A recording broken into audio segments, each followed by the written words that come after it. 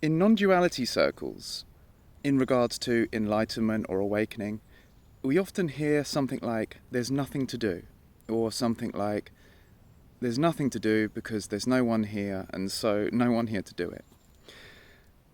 It's this idea that there is nothing that the apparent individual can do to wake up. And there appears to be a lot of misunderstanding around this, which I'm going to dispel in this video. So, the way I talk about it is, it's about integrating the ultimate and the relative. And I'll explain more. First, notice that even the most apparently uncompromising non-duality is still a compromise. As soon as you begin to talk about it, that's a kind of compromise, right? And if there are people out there saying, there's no one here, there's nothing to do, notice they still want you to watch their videos.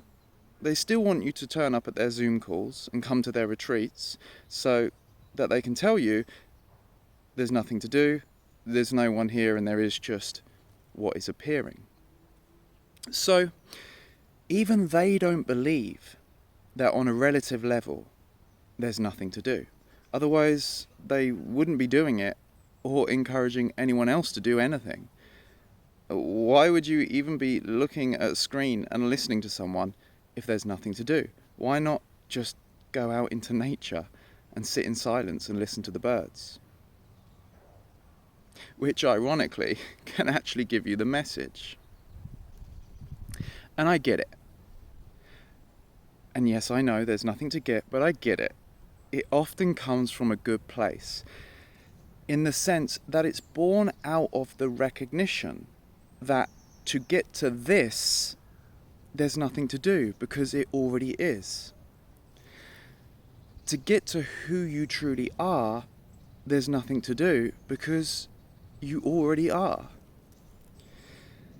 So the absolutist message, in a way, is a beautiful one. The complete and absolute denial of any self and the staunch assertion that there is just this can put at least a temporary end to the mind activity and a revelation of the complete mystery and beauty of simply already this. And I agree that there are a lot of teachings out there that do often put the apparent seeker on more seeking, because apparently there's always more to do, even if it's just the most apparently highest spiritual practice or investigation, like self-inquiry. For some, it can turn into more perpetual hoping that some kind of realization or new knowledge is always going to come in the future. And so it can feel very empowering to say, there is just this, full stop. And a lot of relief for a person who may have spent years and years in desperate seeking and seeking in a whole range of spiritual traditions and spiritual practices, to be told, this is it, because this is it. But we mustn't confuse the ultimate for the relative. We can integrate the two. It's a kind of paradox, but that's the way the whole game is set up. That's what brings this whole thing into its apparent existence. Ultimately, it is true that there is nothing to do to get to already this. There is nothing to do to be aware that ultimately you are this awareness as which everything appears. How could a path or a process lead to what you already are? How can an illusory separate sense of self end the illusion when it itself is the illusion? What do you have to do to be who you already are, considering you already are who you are? How can you practice being who you already are? But here's the thing. There is something that revelation looks like on the relative level. It might look like going to a satsang.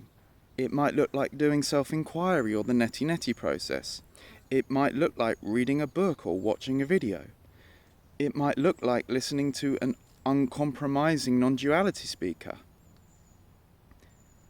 It might look like getting so deeply depressed and sinking into such utter desperation and on the verge of suicide that you listen to the mind say, I cannot live with myself any longer, and you realize that the I and myself are two apparently separate entities, and you contemplate that maybe only one of them is real. That's Eckhart Tolle's story. It might look like being spontaneously and suddenly overwhelmed by a violent fear of death and questioning at the deepest level who you are and who you're not, to reveal who you essentially are beyond the body and the mind. That's Ramana Maharshi's story. It might look like walking in nature and suddenly, spontaneously, seemingly for no apparent reason, bang, awakening. Ultimately, there are no preconditions to awakening. Relatively, there often seems to be a process on the relative level that leads to the revelation that there was no process. The process was the illusion, and you never left home to begin with. But if you feel like a separate entity seeking awakening in time, don't throw away the investigation into who you essentially are for the sake of a belief that there's nothing to do. Because that's the paradox. The result of that investigation may well be that who you think you are doesn't exist, and there's nothing that an illusory sense of self can do to force the disappearance of its own illusion. But that's what the doing to reveal the absolute looks like on the relative level. As a person interested in awakening, do what you need to do to shatter the illusion of ignorance. If we just say, there's nothing to do, it can easily become a belief to try to cover up blatant suffering, and it can easily become the ultimate spiritual bypass, masquerading as uncompromising non-duality. If there's apparently always nothing to do for peace, happiness, or freedom, or liberation, that leads people onto the belief that they don't have any emotional work to do, they don't have any shadow work to do, they don't have to heal their trauma or understand anything about their behaviour or their psyche.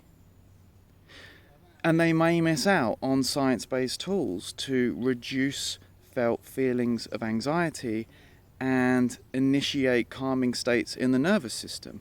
They may miss out on knowledge about interoceptive or somatic awareness that helps them better emotionally regulate and deepen emotional intelligence.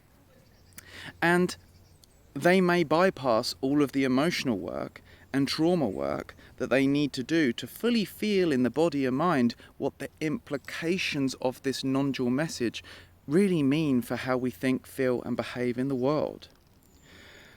So, ultimately, yes, there is nothing to do to get to who or what you already are, or what is already this, or however else you want to say it. Relatively, there is something to do, and there's a ton of things to do to heal, learn, and grow, and create a positive impact on the world, and that can be half the fun of it. Ultimately, you are already home. You never left. You already are. And this already is. So I hope you found this video helpful. Just to mention, enrollment is now open for the Awaken Aware program, which involves one-to-one coaching with me, science and non-duality informed coaching. Head over to speaktoalex.com if you're interested in that. That's speaktoalex.com. Peace and blessings. Love you all. Peace.